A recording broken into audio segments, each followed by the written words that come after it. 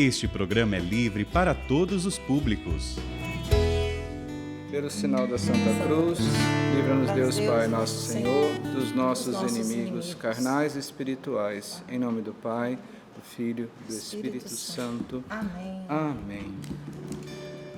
O Evangelho de hoje nos apresenta Jesus que se coloca em movimento. Ele se coloca a caminho. Nas suas caminhadas, Jesus colocava um pé na frente do outro, sempre com um propósito. Ele tinha sempre um objetivo claro, que era a restauração e a salvação dos filhos de Deus. Todos os milagres que ele fazia tinha uma razão maior. Jesus ele fez alguns milagres que são narrados nos evangelhos, mas ele fez muito mais milagres do que aquilo que a Bíblia fala.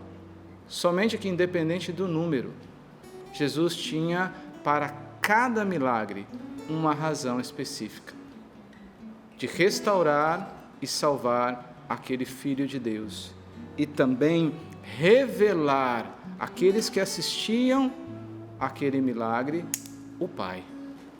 Jesus sempre quis revelar o Pai. Essa é a missão primária de Jesus, revelar o Pai e nos convencer desta verdade. Somos filhos de Deus. Jesus ele revelava em cada uma das suas obras a sua identidade. Quem era Jesus? Ele era o Messias.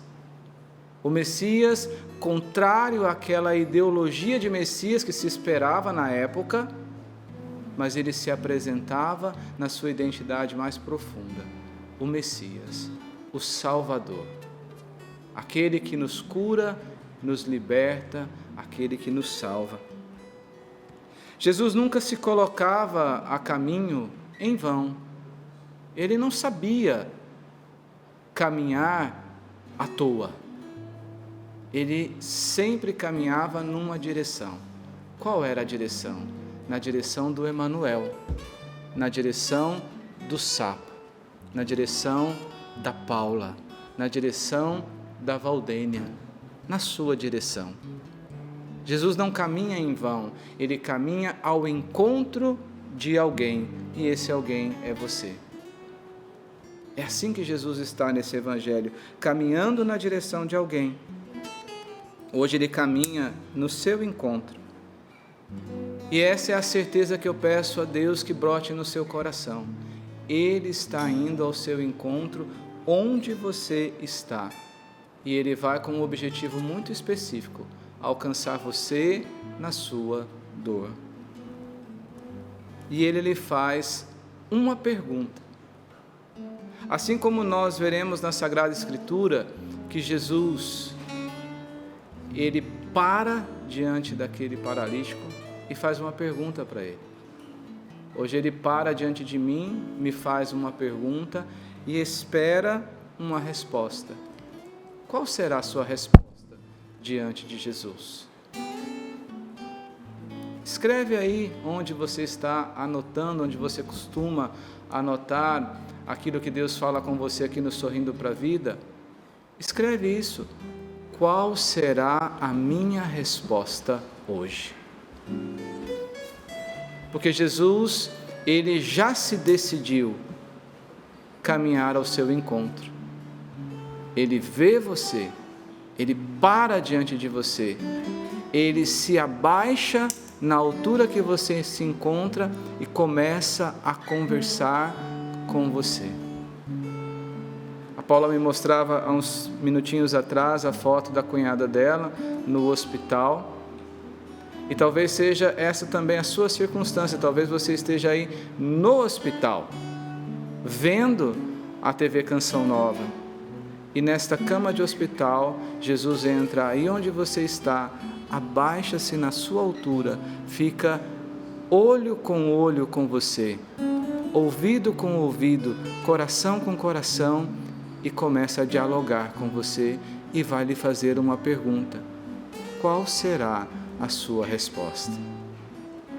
A palavra de Deus no Evangelho, e é muito bom, eu acho que o Emanuel deve gostar disso também, que o Emanuel é um amante da palavra de Deus. João, ele é muito detalhista, ele é muito rico nos detalhes.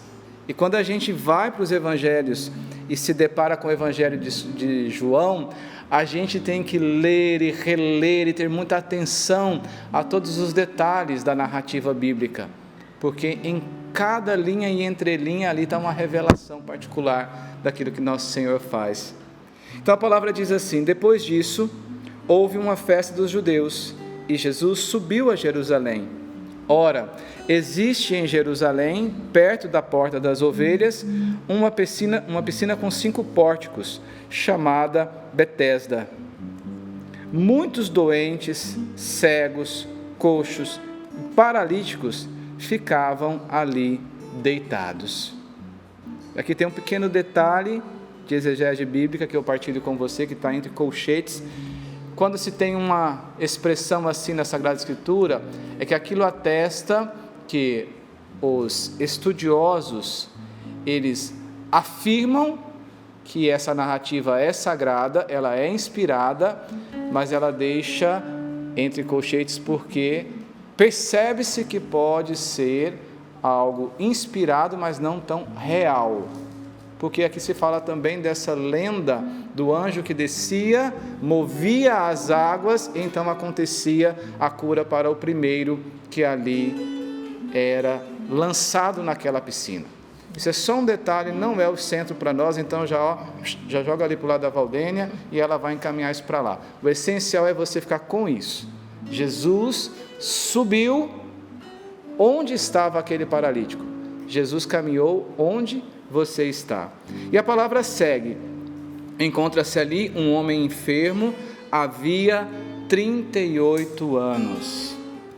Jesus o viu ali deitado e, sabendo que estava assim desde muito tempo, perguntou-lhe: queres ficar curado? Olha a pergunta. Olha a pergunta do dia de hoje, para mim e para você. Vamos fazer como o Monsenhor Jonas nos ensinou? Pega aí a sua caneta, o seu lápis e risca esta pergunta: queres ficar curado? Eu, quando tenho alguma coisa que é muito importante para mim, eu faço uma seta. Faço uma setinha ali e aponto para aquela frase: queres ficar curado? O enfermo respondeu: Senhor, eu não tenho ninguém que me leve à piscina. Quando a água se movimenta, Senhor, eu não tenho ninguém que me leve à piscina quando a água se movimenta. Quando estou chegando, porque imagina que ele vai se arrastando até a piscina, outro entra na minha frente. Há uma pausa, Jesus olha mais uma vez dentro do olho dele e diz: levanta-te, pega a tua maca e anda. E no mesmo instante, o homem ficou curado, pegou a sua maca e começou a andar. E a narrativa bíblica segue, e eu peço a você que no dia de hoje leia mais de uma vez esta passagem, para que essa palavra de Deus vá atuando no seu coração. Mas o que é importante para a gente se localizar no contexto desta passagem? Betesda quer dizer lugar da misericórdia. É isso que esta palavra quer dizer. O sentido dela é esse. Betesda quer dizer lugar da misericórdia. Lugar onde se encontra a misericórdia, onde se busca a misericórdia. Nessa piscina, o que a gente vê? A gente vê um exemplo claro de como a misericórdia de Jesus, ela se manifesta. Ao redor daquele paralítico haviam diversos tipos de enfermos e todos tentavam chegar primeiro. Todos queriam a cura. Todos queriam a cura, mas nem todos acreditavam verdadeiramente que podiam ser curados. Existia uma questão lógica, que a lenda era de quem chegasse primeiro é que seria curado, e existia uma grande quantidade de enfermos ali, porque a narrativa diz que haviam os cegos, haviam os coxos, haviam os paralíticos. Imagino que deveriam haver os surdos, deveriam haver também aqueles que não tinham nenhuma enfermidade física, mas havia toda a enfermidade da alma, e que desejavam ali também a cura. Mas será que verdadeiramente eles acreditavam que a cura poderia ser para eles? Preparando-me nesta pregação, foi essa pergunta que eu também me fiz. Eu, Lúcio, creio de todo o meu coração que nosso Senhor quer me curar.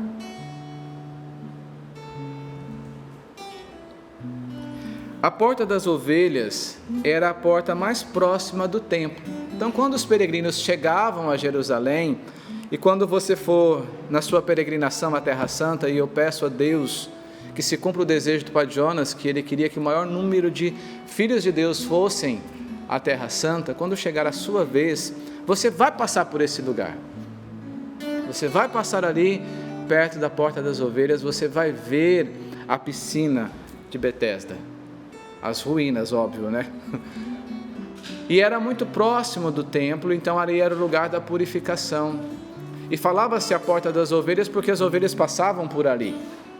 Elas não entravam naquela piscina, mas dali se tirava a água para lavar as ovelhas, para que elas fossem limpas para o sacrifício. Mas também era a água que era usada para a purificação das pessoas. Betesda é o lugar também da sua purificação, porque a misericórdia de Deus nos purifica, a misericórdia de Deus nos lava, a misericórdia de Deus, ela nos faz nos tornar límpidos. Vamos seguir.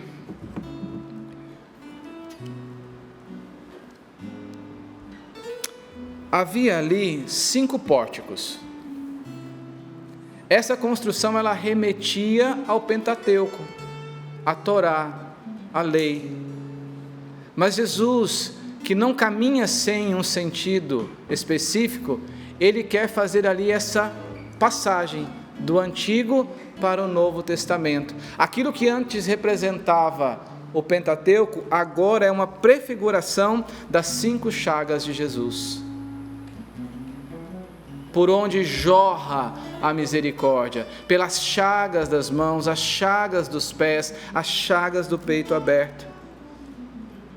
Realmente se faz jus ao nome, lugar da misericórdia, porque ali, naquele momento, deixou de ser o lugar do Antigo Testamento e tornou-se o lugar do Novo Testamento.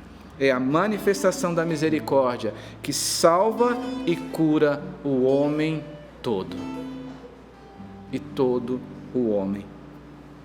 Cura o físico? Sim, cura o físico, mas cura mais profundamente o seu interior.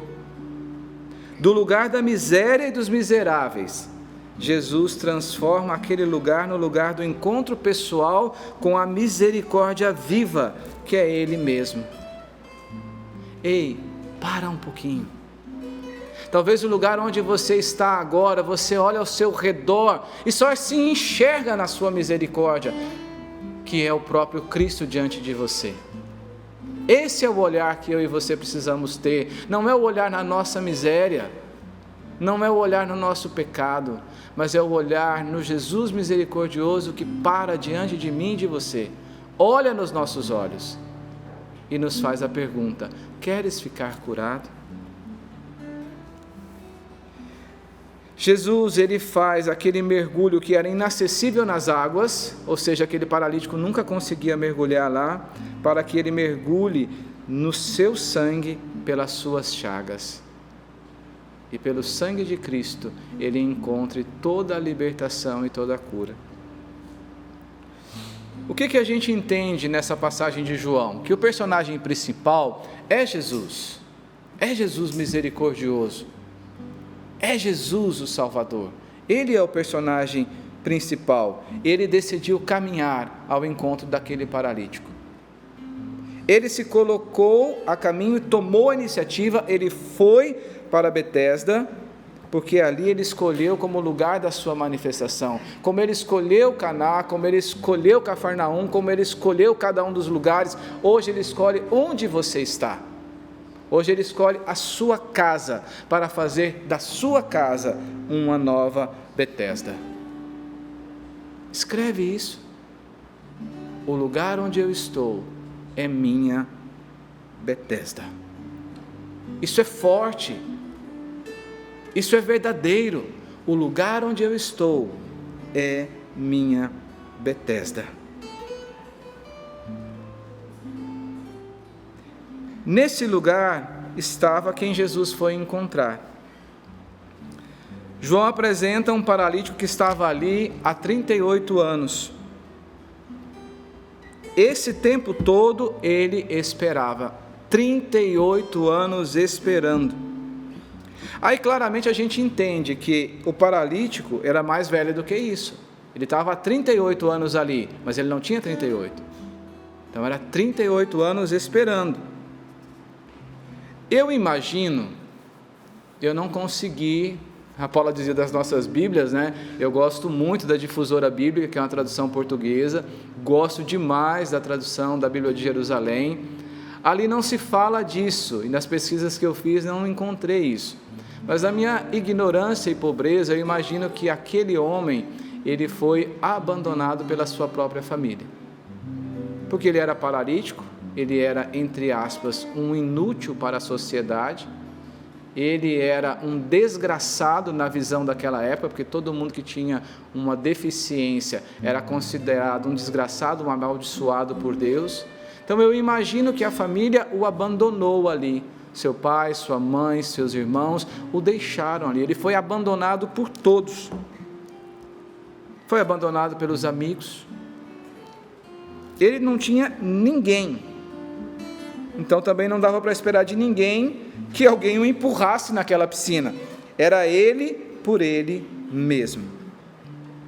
Ele sobrevivia às margens daquela piscina, porque ele não saía dali. Ele estava há 38 anos ali, é o que a palavra diz. Então ele anoitecia, amanhecia ali, à espera. Uma espera sem esperança.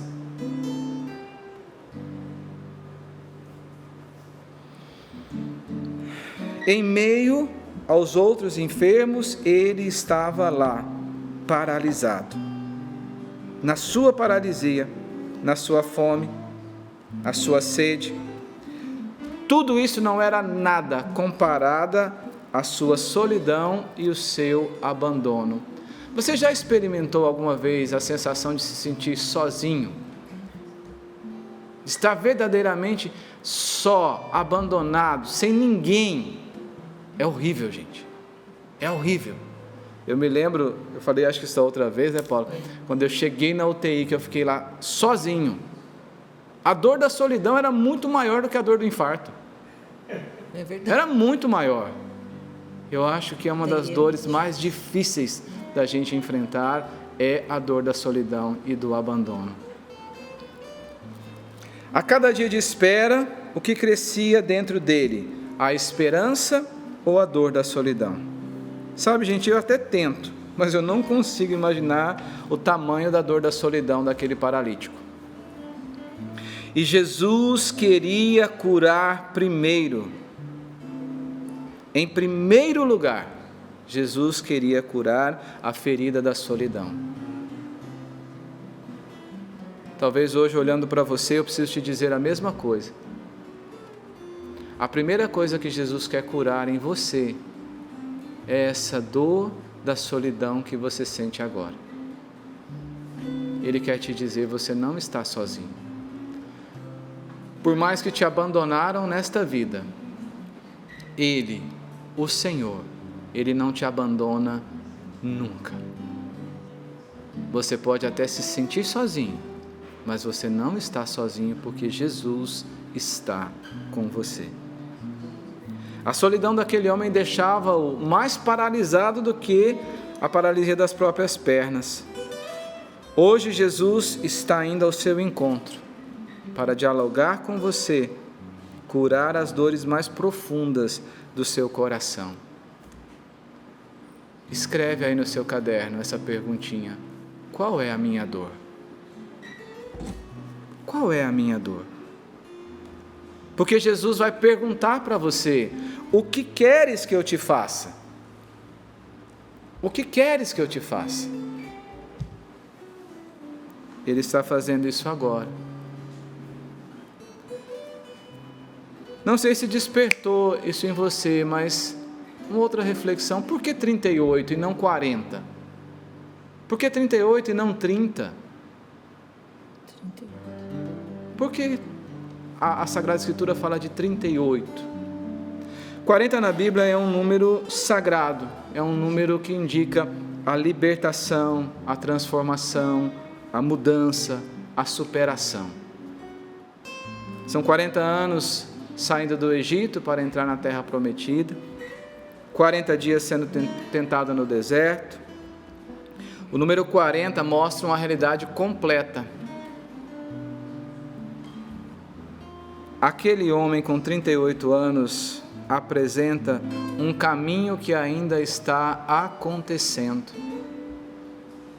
É um ciclo aberto, é um processo que ainda está no movimento da vida. Olha a pedagogia do Evangelho. Eu e você estamos nessa caminhada dos 38 anos, não se fechou o ciclo. A graça de Deus ainda está atuando em nós. Por mais que tenhamos dias ruins, eu me lembro que a minha esposa teve um diretor espiritual e ele ensinou uma frase para ela de muita sabedoria, que era aprender a dizer nos dias difíceis: que sejam apenas dias. Que sejam apenas dias. E São só dias. Hoje pode estar sendo um dia ruim para você, para mim, como o Emmanuel falava. Tem dia que a gente chega aqui, a gente está o pó da capa da gaita. Mas nós temos essa certeza, são apenas dias. Nós estamos nesse ciclo dos 38 anos, nós estamos em movimento e Jesus está caminhando no movimento da nossa vida, vindo ao nosso encontro. A porta está aberta para que Jesus possa entrar. E assim como ele entrou na porta das ovelhas, ele está entrando para fazer a nossa vida. Jesus me vê, Jesus se aproxima de mim, Jesus conversa comigo. E nos 5 pórticos, ele me apresenta as 5 chagas do seu corpo, para que eu possa ser curado e liberto. Ele olha para aquele homem como ele olha para você, e oferece a você toda a misericórdia do seu coração. Toda a compaixão de Cristo se manifesta a você no dia de hoje. Valdênia, nessa manhã o Senhor te pergunta: queres ficar curado? eu quero. Jesus está dizendo o seu nome e pergunta a você: queres ficar curado?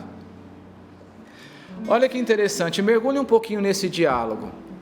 Eu perguntei a Valdênia: queres ficar curada? E ela prontamente disse: quero. Mas foi isso que aconteceu com o paralítico? Não. Jesus perguntou para ele diretamente: queres ficar curado? Jesus perguntou uma coisa e ele respondeu outra. Gente, o que esse paralítico respondeu para Jesus? Ele respondeu: eu não tenho ninguém que me leve à piscina. Jesus nunca pergunta nada ao acaso, ele sempre tem um objetivo específico. Por quê? Porque ele queria que quando a Valdênia escutasse a pergunta: queres ficar curada?, ela tivesse a certeza do que ela quer que Jesus faça na vida dela. É a mesma certeza que hoje Jesus quer que você tenha no seu coração, que você tenha clareza do que você quer que Ele faça na sua vida. O que você quer que Jesus faça na sua vida hoje? O que eu quero que Ele faça na minha vida hoje? Porque Ele está me perguntando: Lúcio, queres ficar curado? Não dá para Jesus me perguntar uma coisa e eu responder outra. Agora, por que aquele paralítico respondeu uma outra coisa que não tinha nada a ver? porque ele estava tão acostumado com o seu próprio sofrimento, com o seu abandono, que ele mesmo já não acreditava que ele podia ser curado. Ele estava ali há 38 anos esperando sem esperança. Ele só olhava para si mesmo, para dentro de si. E o que ele enxergava? O seu abandono, a sua rejeição, a sua dor, a sua própria ferida. Ele era incapaz de ver qualquer outra coisa que não fosse a própria dor e a própria paralisia. Ele estava igual a tantas outras pessoas que já decretaram sobre si que nunca iriam mudar, nunca iriam melhorar, que para eles não teria mais jeito e nem solidão. Ninguém mais pode mudar a minha história. Eu sou um desgraçado, eu sou um pobre coitado, eu não tenho mais jeito. Talvez você esteja muito perto de jogar sobre si mesmo essa mesma sentença. Por favor, eu digo hoje para você, você não é um caso perdido. Você tem solução, você tem cura. Em Cristo Senhor todas as coisas são renovadas. É o próprio Jesus que diz, eis que faço nova todas as coisas, inclusive eu e você. Tudo pode ser renovado pela misericórdia do Senhor, pelo sangue que sai das suas chagas, pelo sangue e água que jorra do peito aberto e nos cura, nos transforma e nos liberta. Infelizmente, ele estava tão voltado para a dor e para a solidão que ele não foi capaz de reconhecer quem é que estava falando com ele. Ou você acha que a fama de Jesus já não tinha chegado também ali na piscina de Betesda? Mas ele estava tão preso na dor que ele não conseguiu enxergar o Senhor que estava diante dele. Não corramos o mesmo risco de ficar preso à nossa dor e não ver Jesus que está diante de nós. Jesus está aí com você agora, onde você está. Reconheça que a misericórdia viva está diante de você. Não fique preso à sua condição, ao seu sofrimento, à sua paralisia, à sua crise existencial, financeira. Jesus está diante de você te perguntando, queres ficar curado?